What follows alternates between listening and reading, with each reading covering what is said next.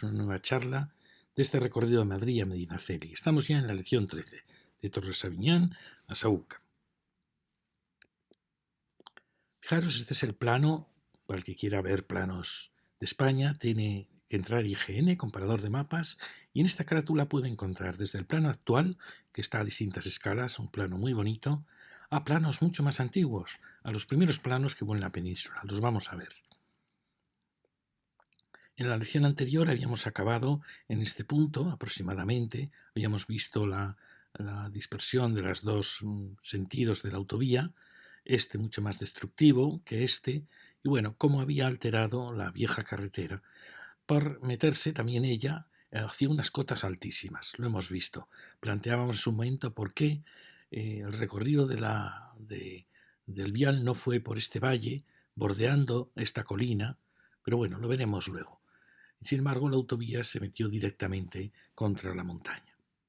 Aquí vemos el trazado antiguo, que ya vemos que tenía problemas, basta ver estas curvas, cómo está intentando subir con poca pendiente, por eso trata de alargar el desarrollo de la carretera, pero cómo esa concepción neoclásica de esta carretera, trazada hacia 1830, que buscaba tramos muy rectos, le fuerza a ir a puntos muy altos de la topografía y sobre todo a partir de antiguos encinares que por desgracia han quedado partidos por la carretera. Veremos cómo el camino viejo, ese camino que había dado origen a toda esta carretera, que era un camino renacentista que iba de Madrid, de Toledo hacia Roma, y que había optado, abandonando el Valle de Lenares, había optado por subir a la meseta, por subir a la Alcarria, y marchar, pero marchaba hacia Daroca, no marchaba hacia Medinaceli. Es decir, una vez que había abandonado el Lenares y ya iba por la parte alta, buscaba ir a Maranchón y de Maranchón descender hacia Daroca, que es un camino mucho mejor hacia Zaragoza. Por eso, el camino probablemente iba por Torre-Sabiñán, de ahí algunos opinan que iba hacia Tortonda, por aquí, otros dicen que iba a Villaverde del Ducado, es decir, que el camino sorteaba esta gran cota, que es una cota muy alta, 1173, aquí la vemos, y iba por valles más bajos, ir siguiendo este sendero. Ahora lo vamos a ver. ¿Veis? Una posibilidad era ir hacia Tortonda, como opinan algunos, que por aquí venía ese viejo camino que está ya enfilando hacia Daroca. De Tortonda iba hacia Luzaga. Otros opinan que de Torre-Sabiñán subía el cerro, Torre-Sabiñán, un poco extraño, y se dirigía a Valverde del Ducado. Es decir, que sorteaba esta cordillera, que es la que la carretera nacional 2 luego va a ir de frente. Es decir, que había caminos mucho más lógicos para ir hacia Zaragoza. Aquí lo vemos muy bien, fijaros, hay quien opina que de Tortonda se iba a Luzaga, de Luzaga siguiendo el curso del Tajuña se iba a Angrita, y de Angrita ya se subía a la meseta para llegar a Maranchón, y aquí ya por la laguna de Gallo Canta se dirigía hacia Daroca y de Daroca hacia Zaragoza, por un camino mucho menos problemático que el camino de Calatayud, que tiene unos desfiladeros terribles que hace el Jalón. Es decir, que no era este. Basta ver un poco cómo apuntaba la carretera, llegando a Alcolea, para ver que esto fue una decisión tardía. La decisión de ir a buscar el Jalón a Medinaceli. Como veis, los caminos naturales van siempre, si están aquí arriba, ya van por la parte de la divisoria, buscando el punto más fácil para descender a ella. Pero bueno, al final la Nacional optó por ese camino, lo mismo hizo el AVE, y se fomentó muchísimo el Valle del Jalón, que era un valle complicadísimo, tanto ha sido para la Nacional 2, para el AVE, abandonando quizá caminos que eran mucho más sencillos, como era el camino de Daroca. Aquí lo vemos un poquito con los planos, estos son los planos 1.25.000, primera edición, planos de los años 60-70, que a veces se van acabando más tarde. Bueno, aquí vemos cómo este pequeño valle que hay entre el castillo de Torre-Sabiñán y el pueblo, vemos que había un camino muy suave que sube aquí un poco el puerto para llegar a Tortonda y de aquí ya va a descender buscando el Tajuña para al final ir a Maranchón. Otra posibilidad, vemos, era, aquí no está tan claro, era subir la cordillera para de ahí ir a Villaverde del Ducado. Veis que aquí ese camino ya no está muy claro, ha desaparecido.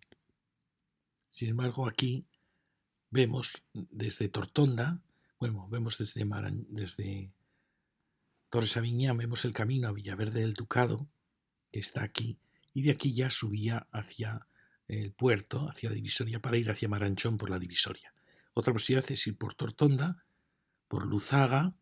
Ya vimos que Luzaga y Luzón hablan del pueblo de los lusones, un pueblo celtíbero que estaba en esta divisoria, que algunos lo hacen llegar un poquito más hacia el sur, hacia la Alcarria, es decir, desde la divisoria a la Alcarria. Otros hacen que no desciendan de la divisoria. Pero bueno, de aquí se marchaba hacia Anguita y Maranchón. Aquí vemos camino hacia Anguita, que perfectamente puede ir por la margen derecha del río Tajuña, y de aquí subir a Maranchón. Otra posibilidad era de Villaverde del Ducado haber ido hacia Maranchón, hacia la divisoria. ¿Veis? Aquí tenemos de Anguita, llegamos ya a esta llanura de la divisoria para ir hacia Maranchón. Aquí tenemos Luzón, que también nos habla de ese pueblo de los luzones. Y aquí tenemos Maranchón. Los lusones es un pueblo celtíbero, sobre todo se estudia en los pueblos celtíberos de Aragón, ve los titos y lusones, con gran confusión sobre dónde estaban. Iban desde la zona de Tarazona, todo el sur del Ebro, hasta Belchite, se cree que Belchite significa velos, y los lusones siempre se colocan en la cabecera del Jalón y en la cabecera del Tajo, es decir, en todo este territorio. Hay quien dice que Luzón y Luzaga hablaría de ese pueblo de lusones, es decir, estaríamos ya en territorio lusón. Y el Tajo antiguamente se llamaba río Luso y su nombre pasó a los lusitanos de Portugal, es decir, la Lusitania habría tomado el nombre del antiguo nombre del río Luso. Y ahí también dice que los lusitanos procederían de estos pueblos lusones que siguiendo el Tajo, habrían llegado hasta Portugal. Como veis, un tema muy bonito, pero que no sabemos qué tiene de verdad. No sabemos cuál era la frontera entre los lusones y los carpetanos, entre los arebacos, que eran muy poderosos, que dominaban la zona de Sigüenza, si este era territorio arebaco, si era territorio lusón, ambos eran celtíberos, o si era carpetano. Los carpetanos ya eran, de cierta manera, tenían más proporción ibérica que los arebacos. Bueno, y aquí tenemos de nuevo para que veáis, fijaros que aquí ya se ha incorporado el municipio a Torremocha, pero aquí se ve un poquito, bueno, las zonas que tenía, lo vamos a ver mejor aquí. ¿Veis? Este era el término de Torres-Aviñán, de la Torres-Aviñán antes de incorporarse a Torremocha. Como veis, hay un límite muy importante, que es este límite que es la Cañada, que es una cañada que se dirige, quizá la más oriental de las cañadas, que se dirige hacia la zona del Moncayo, de Ágreda, de toda esa zona más oriental de Soria y de La Rioja. La vamos a ver en la siguiente lección. Pero como veis aquí, Torres-Aviñán tenía esta zona de encinares, que ahora han quedado un poco más erosionados, ya lo vamos a ver. Como veis, en un municipio pequeño, pero bueno, tenía sus núcleos, tenía sus arroyos que se dirigían ya hacia el río Dulce. Aquí tenemos ya, fijaros que el parque natural llega hasta aquí y sin embargo no sigue ocupando maravillosos bosques que hay aquí. Es decir, que es un poco absurdo que la carretera sea el límite del parque natural, ¿no?, cuando realmente aquí hay bosques de muchísimo valor. Bueno, aquí vemos la cantera, que hablaremos luego de ella, y aquí ya veis el límite de Torres-Aviñán, pues se mantiene este límite, pero ya se ha incorporado a Torremocha. Aquí vemos un poco la importancia de esta zona de bosques y cómo el parque natural es absurdo que se detenga aquí. Fijaros el daño que están produciendo las canteras en todo este paisaje y cómo lo natural es que el parque natural salte. También es que se ve muy antinatural, si os fijáis, el trazado nacional 2, porque basta ver la topografía para ver que para haber llegado a Sauca se podía haber llegado perfectamente por este valle, con 30 metros menos de cota que en esa parte alta, y haber aparecido en este vallecito de la Torre Sabiñán, para haber llegado a Torremocha. Es decir, había caminos mucho más naturales para haber trazado luego la autovía. Pero bueno, como fue una autovía que se fue haciendo duplicando la vieja carretera, el problema de trazado fue de la vieja carretera. Aquí vemos como la línea recta en este paisaje pues cercenó el bosque, cercenó la continuidad, que puede recuperarse, basta con que el parque natural cruce y proteja todo este bosque extraordinario y que esta autovía se domestique un poco, se mejore en su entorno, como ya vimos en la lección anterior. Bueno, aquí tenemos la autovía, ya se han unido los dos ramales, después de lograr salvar la cota al este de Torremocha.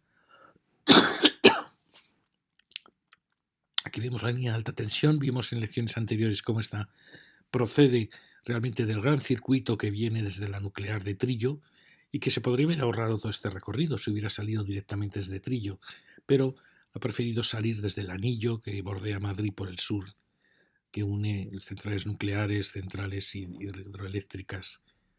Pero bueno, nos va acompañando todo el recorrido. Ahí vemos precioso paisaje de la derecha, que sin embargo no está protegido y que tendría que incorporarse al parque natural. Basta ver que tiene un gran valor.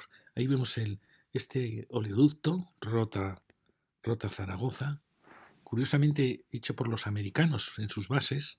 Querían tener un suministro continuo de combustible ante cualquier emergencia, una red propia de abastecimiento. Aquí vamos viendo cómo se va cerrando el bosque y en torno a nosotros. Estamos en este punto de aquí. Fijaros, este es el parque natural. Aquí hay una zona alterada. La vamos a ver ahora. Y aquí va a llegar la cañada. Aquí veis cómo llega la cañada, que ha sido conducida. No se ha respetado su paso bajo la autovía. ¿Veis? Y la cañada al final viene por aquí y cruzaba y seguía por ahí. Aquí veis una zona muy alterada que perfectamente se podría regenerar. No sé si son restos de las obras de la autovía. Bueno, por ahí va llegando la cañada, que realmente viene en diagonal, pero bueno, podemos interpretar como que esta es esa vieja cañada, que son importantísimas porque vienen desde La Rioja, desde la Ibérica en La Rioja, desde Cameros, la zona de Oncala, la zona de la Sierra de Alba, y que se dirigen hasta Alcudia, pero no solo a Alcudia. Cuando los pastos de Alcudia eran tan extensos, cruzaban a Córdoba y cruzaban a Sevilla y llegaban hasta Doñana, hasta Tartesos. Es decir, es un camino diagonal que cruza la península, importantísimo. Este es un ramal más oriental, se dirige más hacia las zonas de oriente de Oncala, de Ágreda, pero bueno, la veremos en la lección siguiente, ver de dónde nacía 2 lecciones anteriores. Bueno, y aquí vamos llegando. Esta es la zona que se podría regenerar. Veis que está como restos de haber tenido ahí una implantación para gravas y ahí sigue el camino, que por desgracia va también hacia una cantera que hay allí. Bueno, aquí vemos cómo estaba esto antes. Y ya nos acercamos a la Torre Sabiñán. Como vemos el plano este, que es un plano muy bonito, este es el plano 1, 50.000 primera edición. Son planos que se empiezan a hacer a finales del siglo XIX y se considera que su fecha de acabado es el año, un poco la Guerra Civil, el año 45, después de la Guerra Civil, año 39, por lo cual son unos planos valiosísimos, porque nos muestran el paisaje anterior un poco al desarrollo de España después de la guerra, por lo cual el paisaje es mucho más virgen, la toponimia aún aparece, mucha toponimia que luego ha desaparecido. Bueno, fijaros, este valle, el barranco de los Vallejos, un precioso valle que donde ahora tenemos la cantera. Se ven viejos caminos que fijaros que en el plano 25.000 este camino ya parece como si no tuviera importancia, mientras que este se ha transformado en carretera. Bueno, ya veis, son planos muy bonitos. Esto significa cereal. Hay otros símbolos que son viñedo, unas X, una especie de X. Otros significan olivar. Esto, como veis, es Monte Bajo, zona de Monte Bajo.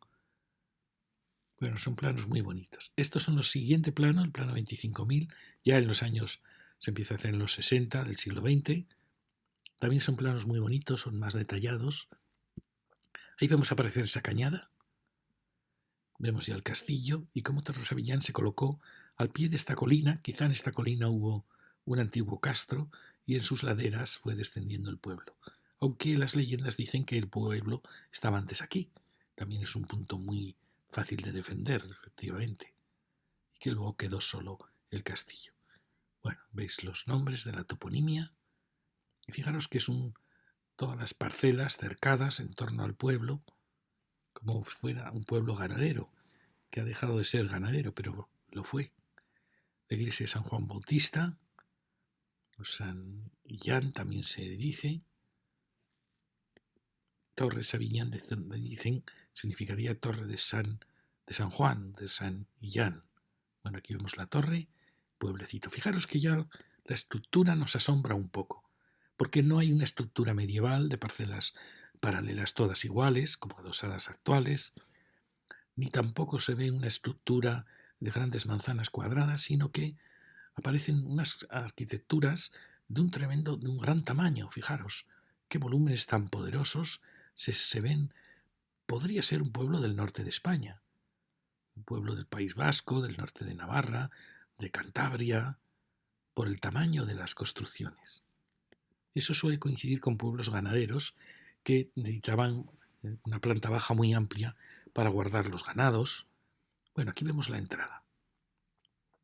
¿Veis? No se ve ningún camino determinante como si fuese, como se vería en un pueblo de trazado medieval.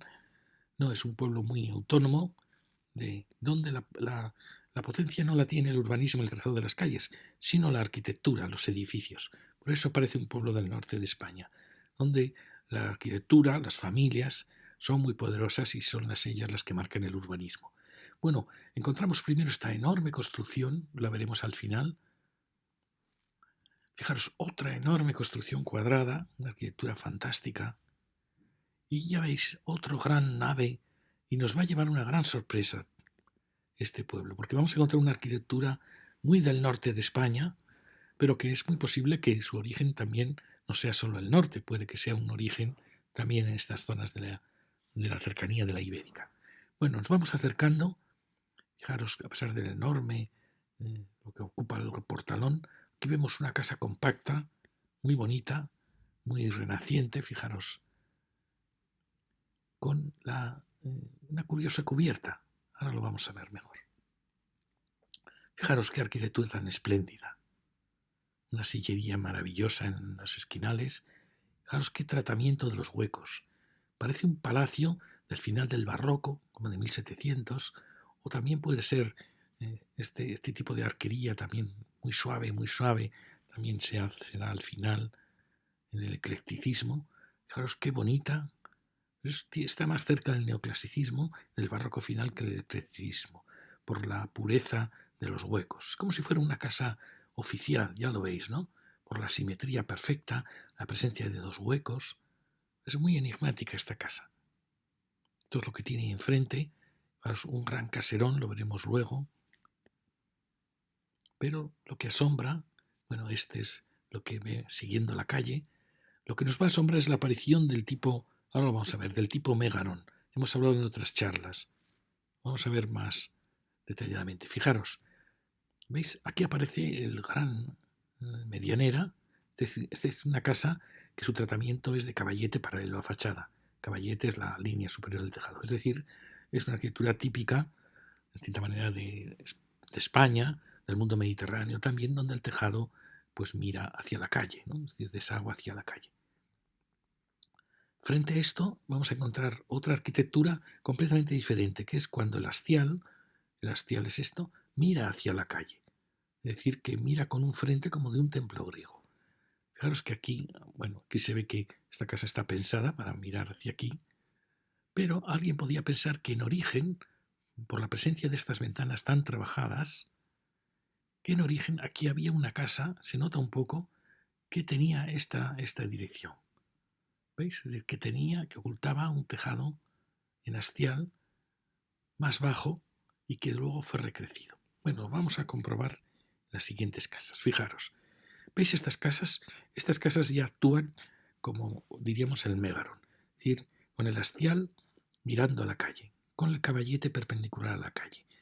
Es la misma arquitectura que dijimos en otras charlas, que vimos un poquito aparecer en Algora, un poquito lo vimos en Mirabueno, que empezaban a aparecer estos volúmenes muy poderosos, cuadrados, que nada tienen que ver con las parcelas medievales, que son muy autónomos, con espacios en sombra dentro. Es una arquitectura de tantísima presencia, es idéntica a la arquitectura de la masía catalana y a la arquitectura del caserío vasco, arquitectura que sigue luego en Francia, en la zona que fue hispana del mundo ibérico de Aquitania, que se consideraban ibéricos. Y es curioso, yo siempre pensé que esta arquitectura venía del mundo indoeuropeo, del mundo céltico, pero realmente donde se da mejor es en la zona del País Vasco, de la Masía catalana, que no es toda Cataluña, es una zona muy concentrada en Cataluña, del País Vasco francés, del norte, noroeste de Navarra, también se da en el norte de Burgos y también se da a veces en la zona de Soria, en la zona pinariega, y también lo vamos a ver que aparece también en Guadalajara. Bueno, aquí tenemos otra casita, fijaros que también esta, a pesar de que es pequeñita, ¿ves? También tiene el hastial tipo megaron. ¿Por qué le llamo megaron? Porque esta arquitectura que se considera como el prólogo de lo que fue el templo griego aparece por primera vez en la destrucción del mundo cretense, el mundo de Minos. Minos es la leyenda del Minotauro. La arquitectura de Minos era muy mediterránea, era laberíntica. Y de repente Minos es destruido, es decir, matan al Minotauro y aparece una nueva arquitectura que es el origen del mundo griego, donde aparece sobre ese laberinto ha aparecido un edificio con esta forma. Un edificio abriéndose y mirando con el caballete perpendicular a la fachada y abriéndose en su fachada con el hastial, que es el primer megarón conocido en el palacio de Noxos en Creta. Indica que los invasores griegos han conquistado el mundo mediterráneo, han matado al Minotauro, desaparece ese mundo laberíntico para aparecer un mundo mucho más dominante con el hastial, un mundo más luchador, que siempre se asoció al mundo indoeuropeo. Yo ahora empiezo a tener mis dudas. Bueno, aquí veis estos gigantescos megaron, ¿veis? Nuestras grandes fachadas, aunque son fachadas traseras, indican el tamaño de estas. Y esta otra, fijaros, qué impresionante. Y eso que esta va a actuar va abriéndose en la fachada lateral. Pero su carácter, como veis, es de ese gran megaron.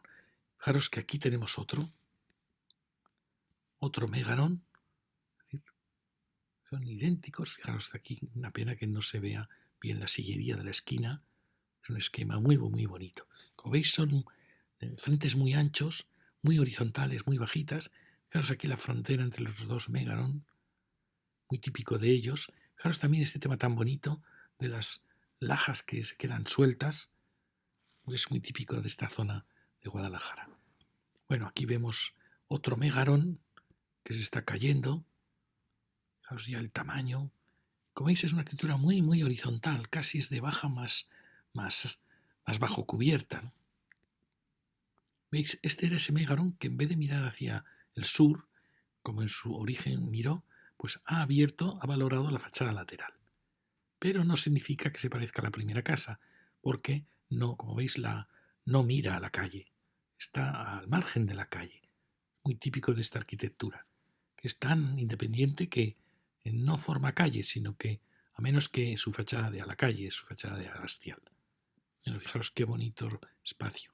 Aquí tenemos ese otro que hemos visto, otro de esos megaron con la fachada. Y aquí tenemos otro que ha girado, ¿veis? Que es, bueno, tiene aquí un vacío. Y mirar qué bonito es, fijaros.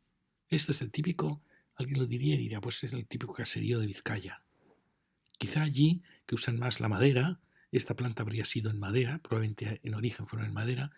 También la vivienda suele subir a planta primera, dejando la planta baja para el ganado. Pero es una arquitectura, como veis, preciosa. Es muy horizontal, con muchísima personalidad.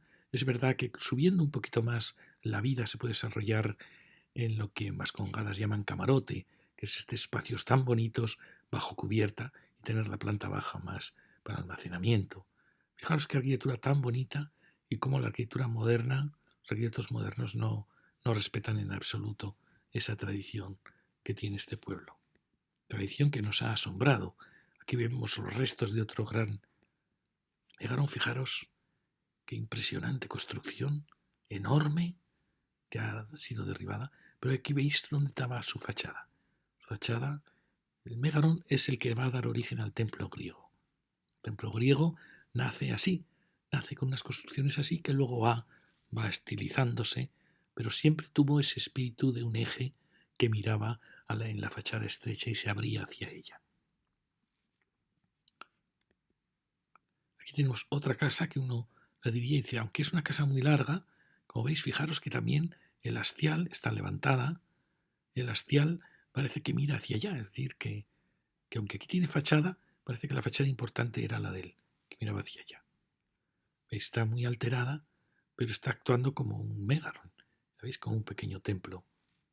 Y ahí tenemos otra más, parece más de servicio, esa construcción, pero con la misma actitud. Aquí tenemos restos de ese que habíamos visto antes, y aquí parece haber habido otra construcción de ese tipo.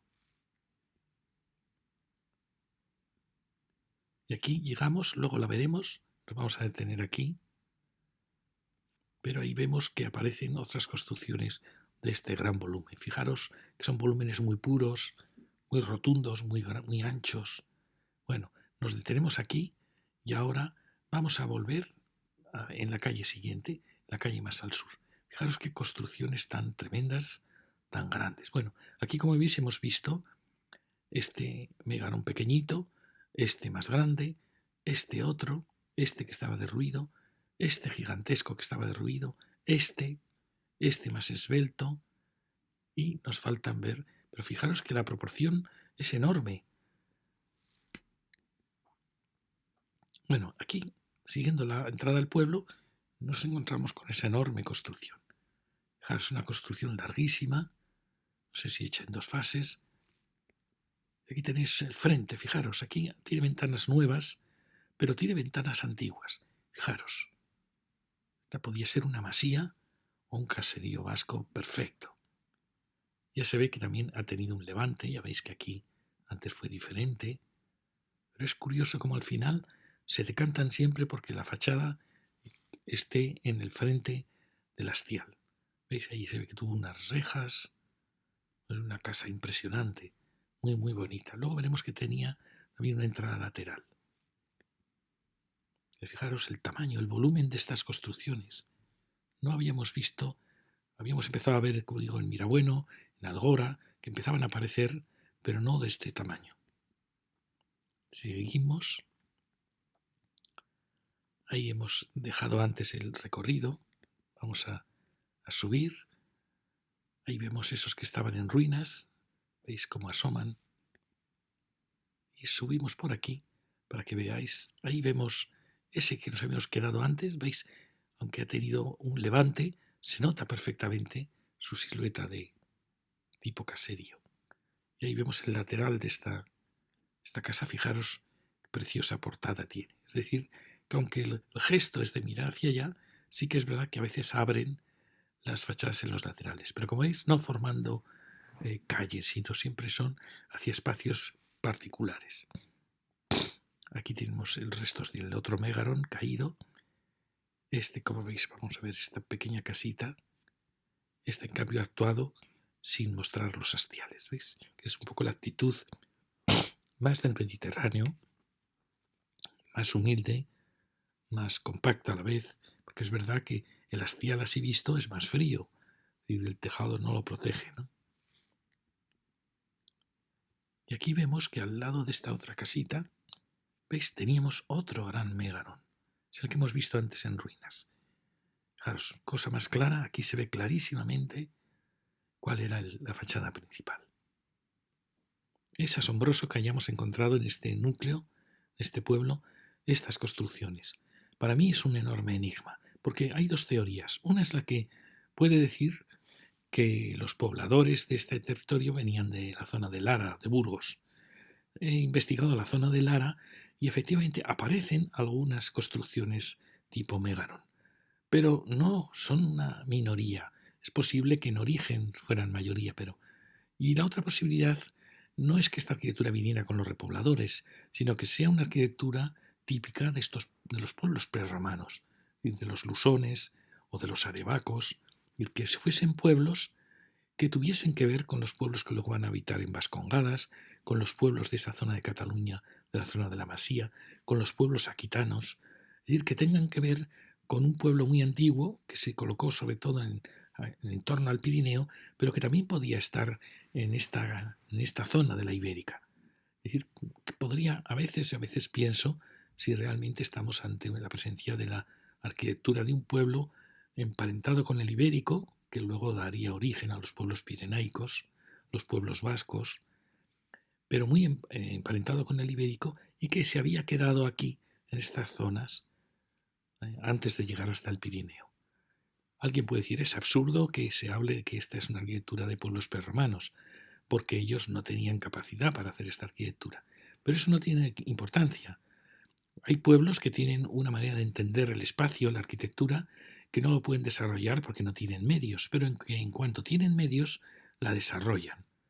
Y los bailes, por ejemplo, de esta zona de Guadalajara, o, o los nombres de sus pueblos, puede estar hablando de un pueblo prerromano, y que esa tradición espacial, esa manera de entender la arquitectura, no la pudieron expresar en época de Roma y la van a expresar en la época cuando tienen medios, que puede ser una época de florecimiento ganadero, tras la Reconquista, y puede ser perfectamente que suceda así.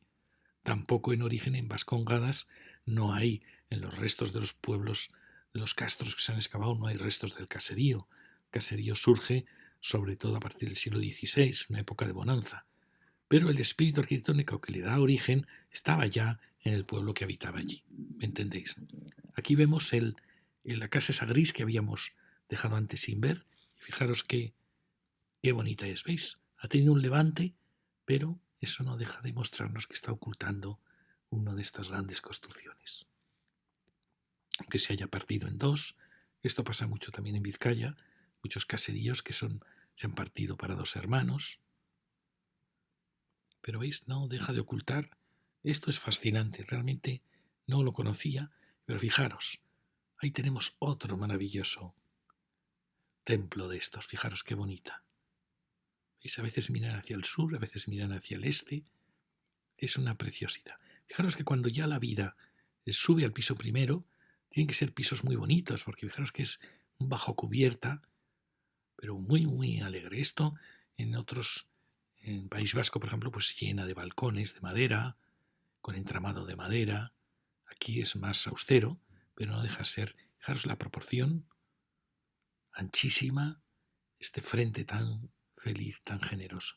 También la proporción de la masía. Y no son casualidades, esto es un sentimiento estético de un pueblo. Puede efectivamente que tuviera un adosado, que le haya hecho crecer, pero me parece fascinante esta. Yo no lo conocía, de verdad. No sabía que en esta zona de Guadalajara existiera esta tipología. Y seguimos. Bueno, allí vemos otro que está oculto en una casa aparentemente con cubierta hacia la calle. Pero veis, se ve que aquí había otro gran construcción de esa que luego poco a poco ha sido transformada, porque esto es un poco la evolución natural. Esos méganos van perdiendo fuerza y al final triunfa la arquitectura con caballete paralelo a la fachada y cayendo el agua hacia la fachada, hacia la calle. Aquí al lado tenemos una curiosa torre, parece una torre palomar, muy bonita. Veis, el ambiente de los cercados habla de un pueblo ganadero, no de un pueblo tan cerealista como es hoy. Ahí tenemos otra casa, parece nueva, no lo sé, su volumen también es muy compacto, puede que oculte también una construcción de este tipo. ¿Veis? Porque fijaros que el hastial, luego lo veremos, el hastial trasero tiene forma de mégaro, de caserío. Bueno, y ahora vamos a ver, hemos recorrido las dos calles, ahora seguimos por la parte alta que vimos. Fijaros, aquí hay una construcción muy curiosa. Es diferente a las demás, es de un tamaño tremendo y forma una especie de L. Cualquiera que la viera diría es un palacio renacentista que no ha sido acabado o un palacio medieval. Hay una tradición de la Reconquista navarra que construían unos palacios medievales con su patio interno, herencia de las villas romanas. O alguien diría, aquí había una implantación romana, una gran villa cuadrada con su patio y ha desaparecido la mitad. que eso pasa muchísimo. Es una construcción de mucho empaque, de gran tamaño, que tiene aparentemente añadida esta. ¿Veis? Hubo una reforma aquí, en los huecos, que quiso ennoblecer una arquitectura diferente. ¿Lo veis? Porque en origen era así y se ha ennoblecido. Con una casa añadida, fijaros el conjunto que va formando poco a poco, un tamaño tremendo. Es muy bonita. Llega a esta plaza, que es como la plaza del pueblo, y aquí tenemos ese conjunto de casas. Fijaros, es una casa muy bonita de donde se ve que sobre una arquitectura tradicional ha aparecido una nueva arquitectura que ha querido ennoblecer ese frente. Ahí vemos esta nueva construcción y ahí vemos otra casa que la veremos luego por detrás, bien muy interesante, que forma la plaza. Ahí tenemos una casa aparentemente nueva. Y si nos metemos por aquí vemos la casa estrecha que habíamos visto antes, que se había subido toda esta altura, pero veis con esa proporción tan bonita. La otra, que parecía más un almacén, esta que vimos tan bonita, que era la que veíamos lateralmente, y esta sucesión, veis, esta se parece más una construcción de apoyo, igual que estas, parecen más construcciones de apoyo. Esta no sabemos cómo sería en origen. Aquí tenemos restos de otro gran megarón, veis, con la estructura de madera, con la cubierta. Otras construcciones que aparentemente son otra que, fijaros, yo juraría que está escondiendo un edificio con la cubierta con esta inclinación. Lo diría por esta fisura que se observa aquí, la presencia de una única ventana, no de tres. No sé, hay algo en ella que me está insinuando que quizá está ocultando un megarón transformado luego en una casa más clásica. Es por su anchura de fachada, el eje que está marcando, no sé. Yo diría que aquí hasta se percibe una línea inclinada. Al lado tenemos restos, o veis, de otras construcciones de ese tipo. Esa es la que habíamos visto antes, que fijaros por detrás marca este. ¿Veis? Esta es la que habíamos visto antes. El precioso lavadero reconstruido. Y ahora vamos a ir ya hacia la zona alta. Rodeamos esta casa. Fijaros cómo aquí ha habido una reforma que está ocultando una casa anterior, que por detrás, ya veis, tiene la forma de nuestros templos. Subimos hacia el frontón. Otro tema muy interesante, el del frontón. Bueno, aquí vemos construcciones que pueden ser construcciones, pero fijaros el tamaño, la anchura. Esto se hace con madera, claro. Necesitan muchas vigas de madera, pilares de madera, lo cual habla de un mundo más boscoso, más ganadero. Tenían esos espacios para. Aquí vemos el frontón, otro tema muy importante. ¿Por qué esta tradición del frontón en esta zona de Guadalajara? Para muchos es la Reconquista, es decir, pueblos que vinieron del norte que traían sus folclore. Pero también puede ser que los pueblos que aquí había, que esta zona no se despobló, así como el Valle del Duero se despuebla mucho, en la Reconquista esta zona no. Entonces, los pueblos que aquí habían permanecido bajo dominio musulmán eran pueblos que tenían ya sus tradiciones, que no las perdieron, y quizá esa tradición estaba en el frontón. Eso coincidiría con esta arquitectura, coincidiría con muchos nombres de sus pueblos, que aparentemente suenan como vascos, por ejemplo, Luzaga, y coincidiría con el hecho de que aquí hubo un pueblo que estaba emparentado con esos pueblos del norte. Bueno, ya veis, es curioso. Ahí tenemos esa construcción por detrás que formaba la plaza. Fijaros, también es sospechosa esa construcción. Aquí está la típica casa que mira a la calle, ya veis, pero parece que esta podía haber sido perfectamente un templo de los que decimos. Y aquí aparece la otra, que la vamos a ver, la que yo diría que es una villa romana, porque fijaros, va formando como una L, una construcción muy, muy enigmática. Quizás es la mayor del pueblo, parece como un viejo palacio, que donde tuvo el patio ahora está la plaza del pueblo. También alguien puede decir, no, aquí hay varias fases, que eso se ve mucho en este pueblo. Hay fases en que se van adosando y siguen la línea de cumbreras. Ya veis que aquí la habíamos visto ¿Veis? Aquí se ve muy bien. Parece que está insinuando que aquí hubo un gran edificio cuadrado. Podría ser desde una villa romana, un intento de palacio. Pero fijaros el tamaño de las construcciones, es impresionante. No tiene nada que ver con las parcelaciones que habíamos visto hasta ahora en Guadalajara. Y aquí tenemos la iglesita. Fijaros que la iglesita se detecta una nave muy estrecha, probablemente de los primeros tiempos de la Reconquista, que no sé si acabaría en un ábside románico, un ábside semicircular. Luego se le añadió toda esta gran construcción, se le añadió también la torre y se transformó con una cupulita en el barroco. Claro, si al final forma un conjunto muy interesante. Esa sería la nave original, que no sé cómo acabaría. Aquí el barroco ha construido este pequeño mundo, que es un cuadrado con una cúpula, símbolo de la unidad. Es decir, son mundos, la nave, la cúpula, son mundos opuestos, pero que se armonizan. Luego está este porche que se ha unido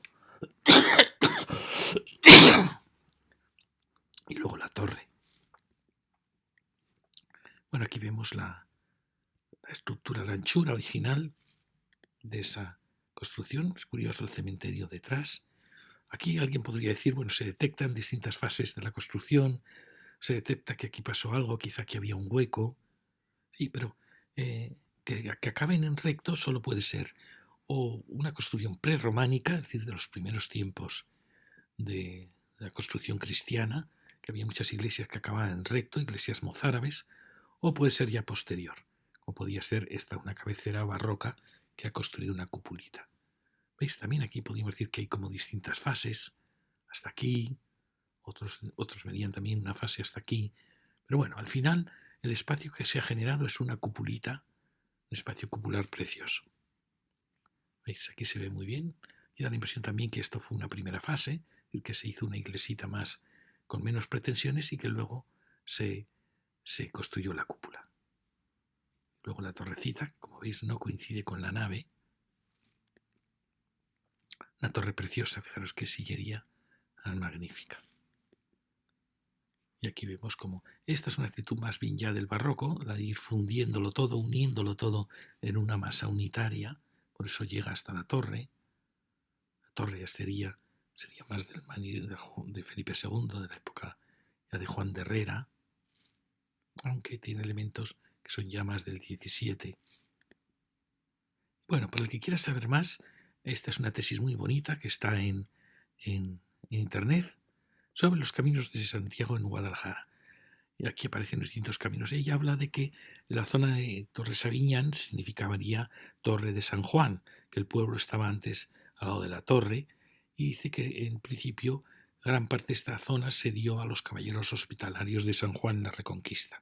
Luego lo veremos.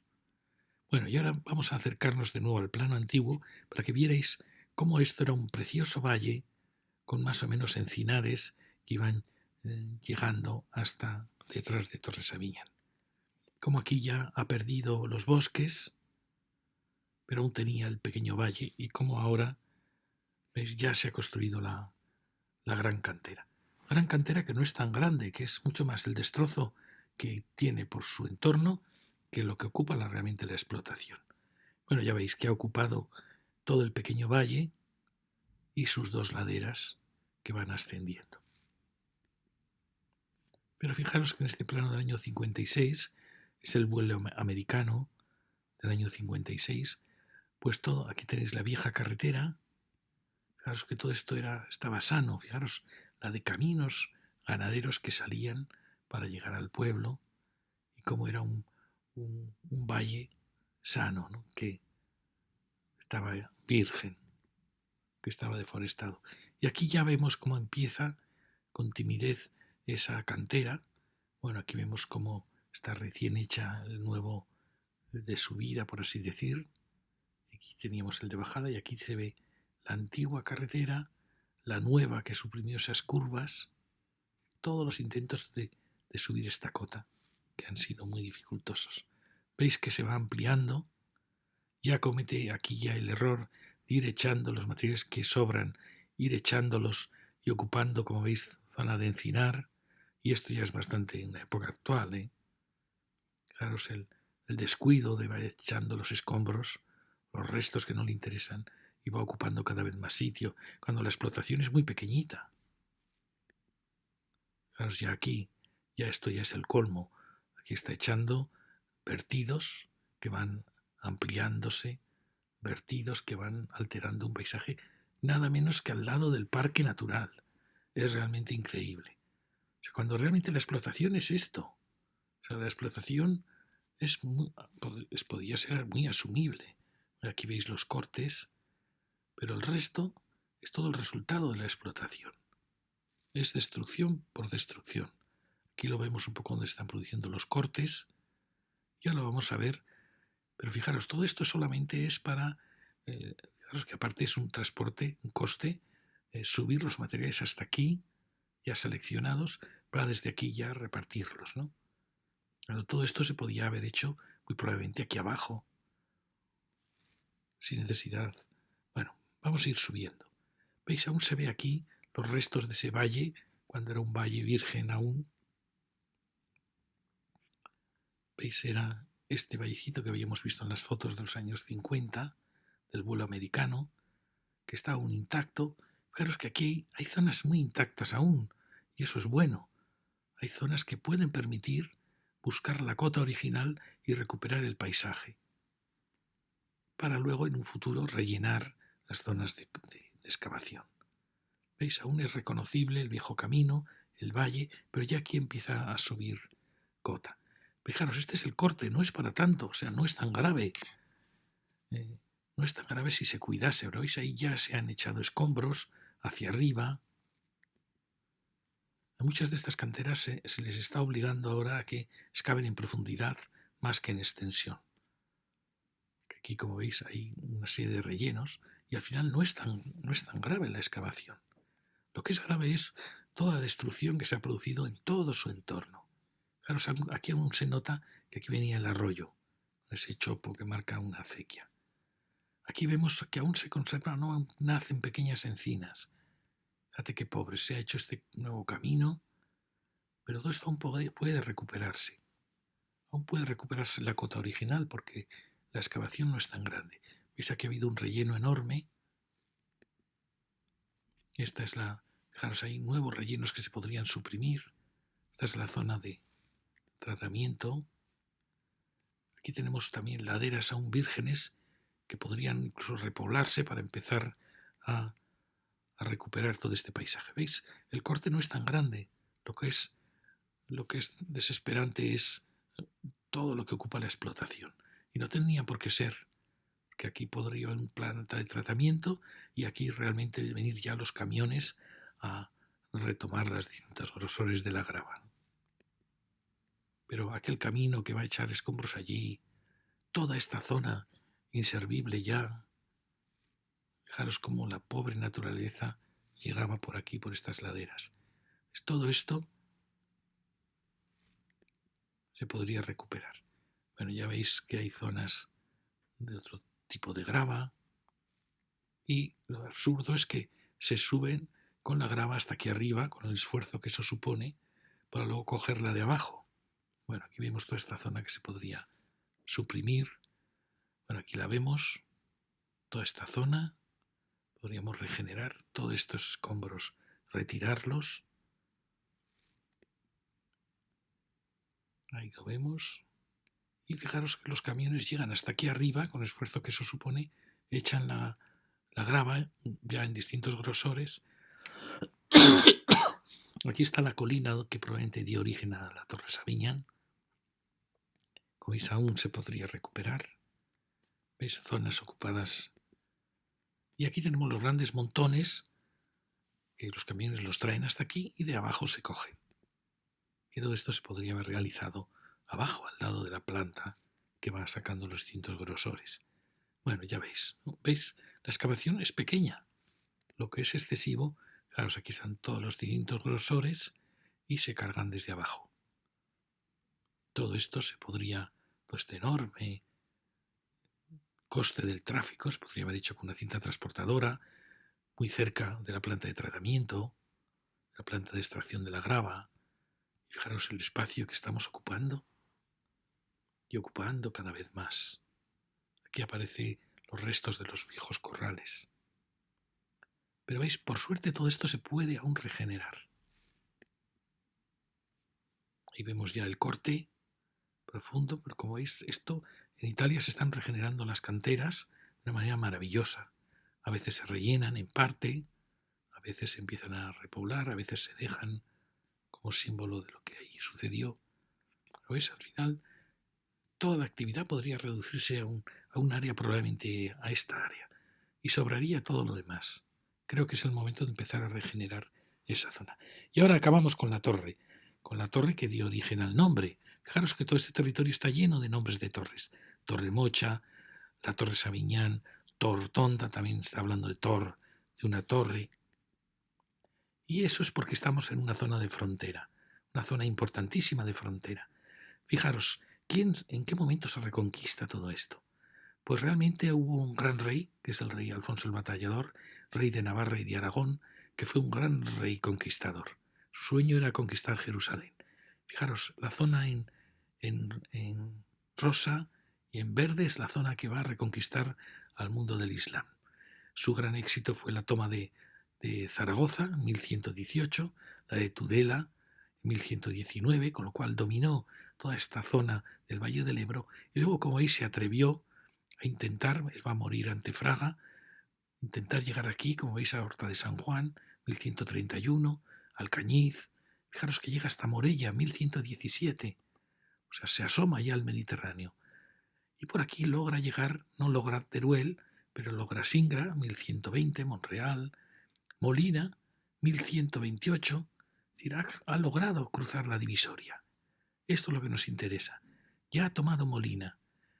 Aquí hay un entrante, fijaros que ha tomado Soria en 1120, Medinaceli en 1121 y Sigüenza en 1121. Él estaba casado con la reina de Castilla, de León, que no se llevaban muy bien, pero él es el que se encarga de reconquistar este territorio que en principio correspondía a Castilla. Es verdad que había un antiguo tratado por lo cual al reino de Navarra le correspondía de Numancia hacia el oeste, una línea que hubiese bajado por Numancia, es decir, que todo este territorio habría correspondido a Navarra. Y en cierta manera Alfonso el Batallador lo sabe y en cierta manera, aunque esto luego lo va a ceder, lo cede a Castilla, pero hay como una intención de que Navarra y Aragón realmente habrían tenido que dominar la mitad de Soria. Pero fijaros cómo ha llegado a Sigüenza, con lo cual estamos en la zona de frontera. Fijaros que también va a ser, esta es la época ya del Cister, es decir, es el románico final, la época de las construcciones, las pequeñas iglesitas románicas, de ya el inicio del Cister, no es el mundo gótico aún, sino el románico y el Cister. El Cister coincide con las órdenes militares. Cuando Alfonso el Batallador muere, da el reino de Navarra y Aragón, lo da a los templarios, a los hospitalarios y a la orden del Santo Sepulcro. Es decir, cede el reino a 3 órdenes militares. Por supuesto, ni las Cortes de Navarra ni de Aragón lo admitieron y al final acabaron nombrando cada uno a su sucesor en los viejos reyes. Pero como veis, era un idealista, una locura, ceder tu reino a las órdenes militares para que siguieran la reconquista. Dicen que cuando murió, intentando conquistar Fraga, dicen que se le vio cabalgando en las playas de Israel. Bueno, aquí se ve muy bien, bueno, su figura imaginaria, porque no sabemos cómo era, pero bueno, todo lo que él logró ir conquistando en distintos momentos, en distintas fases. Fijaros cómo todo este territorio corresponde a Alfonso el Batallador. Y esta era la frontera. En los planos normalmente no aparece muy claro porque se da un salto muy grande de esta frontera de Alfonso el Batallador. Toledo es verdad que había caído en 1085, pero aunque cayó Toledo, hay mucha discusión porque cae Toledo, pero inmediatamente es asediado, es decir, no está nada claro, como algunos dicen, que en 1085 se conquistase Atienza, no, en absoluto, que se conquistase Sigüenza, no, es muy posterior. Tienen que pasar pues 30 y tantos años para poder conquistar, como hemos visto, más esta zona. Y esto se debe a Alfonso el Batallador. Y a esta línea, que aparece ya con la conquista de Cuenca, pues da un salto enorme. Faltan aquí las líneas en que poco a poco se fue reconquistando ese territorio. Y bueno, pues esta es la zona de la frontera. Ya veis que primero se iría ganando poco a poco desde Molina, se iría llegando un poquito a Altajuña, a Tortondo, de Tortondo se iría llegando a esta primera divisoria, luego se conquistaría esta, aquí quizá había un castro, un poblado, se conquistaría esta. Fijaros que en Torremocha había una fortaleza musulmana, que es lo que hemos leído, también en Mirabueno, o sea que estamos en una zona plena de frontera. Fijaros, aquí se ve muy bien, estas son construcción árabe del califato, con los sillares puestos a lo profundo, se ve algún indicio también por ahí. Entonces dicen que había aquí una atalaya árabe que es utilizada por los cristianos para crear un puesto defensivo. Es apasionante, fijaros, porque estamos en el... Basta ver lo que nos está tocando también ahora vivir. Estamos en un conflicto entre... Aquí era un conflicto entre la cristiandad y el islam.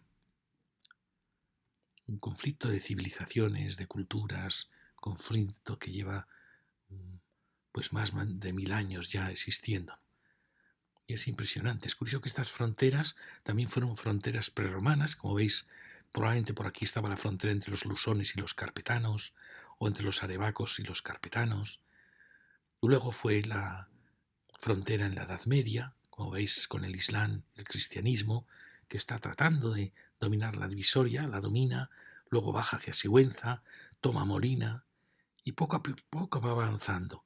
Hemos dicho que en Mirabueno y Torremocha estaba el mundo árabe, o sea que estamos en plena zona de batalla.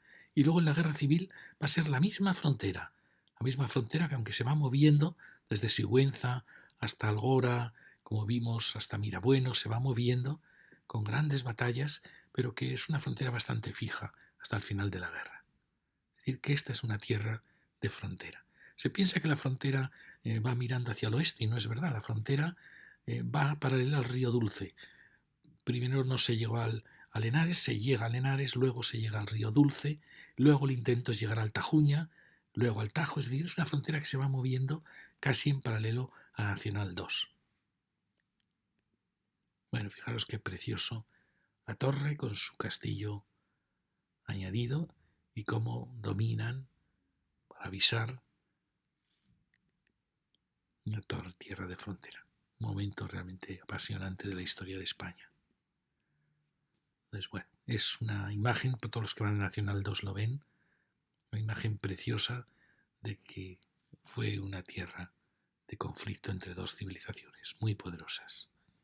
Y bueno, y seguiremos en la siguiente lección en este punto con la vuelta a ver la llegada de esa cañada, la última de las cañadas, y llegando hacia Saúca. Muchas gracias.